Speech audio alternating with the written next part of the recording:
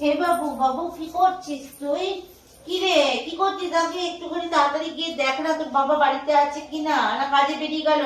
তোর বাবাকে দুটো ইয়ে করতে দেবো, ওই কি বলো নামটা কি, দুটো জিনিস আনতে দিব। কি রে, ফোনের ভিতরে ঢুকে বসে আছে, জানা একটু।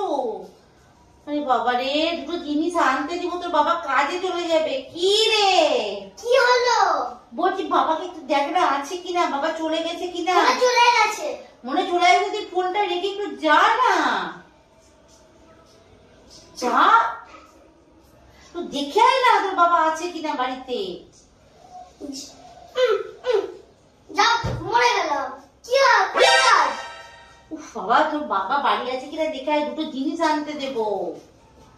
তবে একটা কথা শোনে, আর লাগে না বাবা। বাবা বাড়িতে নেই। বাবা বাড়িতে নেই, চলে গেল? হ্যাঁ। যা, বাবা বাড়িতে তাহলে কাজ কর, তুই বাবাকে একটা ফোন কর। ফোন করে তো তখন থেকে বলছি বাবা চলে যাবে চলে যাবে, কথা তো শুনবি না, ফোনের ভিতরে ঢুকে থাকবি। বাবাকে ফোন কর, ফোন করে বল মা বললো আমল আর রেনকোট নিয়ে আসতে, বুঝেছিস? রেনকোট নিয়ে কি করবে এখন? আমল আমল বুঝতে পারছি না। ওহো, তোকে এসব বুঝতে হবে না, বাবা মাঝে মাঝে এনে দেয় না আমাকে ওই রেনকোট আর আমল। তুই ওইটা বাবাকে বল, ফোন করে বাবাকে ফোন করে বল তাড়াতাড়ি। আমি আমল বুঝতে পারি না। আরে তোকে বুঝে অত লাভ নাই।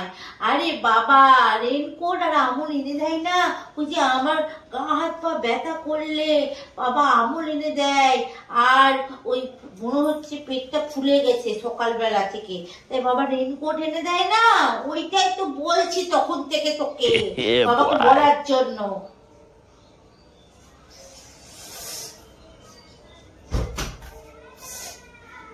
কি হলো রে, ওরকম করছিস কেন, মাথা চুলকাচ্ছিস কেন? ওটা রেনকোট না, রেনটাক। ওটা আমুল, ওটা আমুল না, ওটা হলো প্যারাসিটামল। তাহলে ওইটাই বলো, ওটাই একটু বাবাকে বলে দে আনার জন্য, তাড়াতাড়ি বলে দে। মামরামটাকে নিয়ে কি করে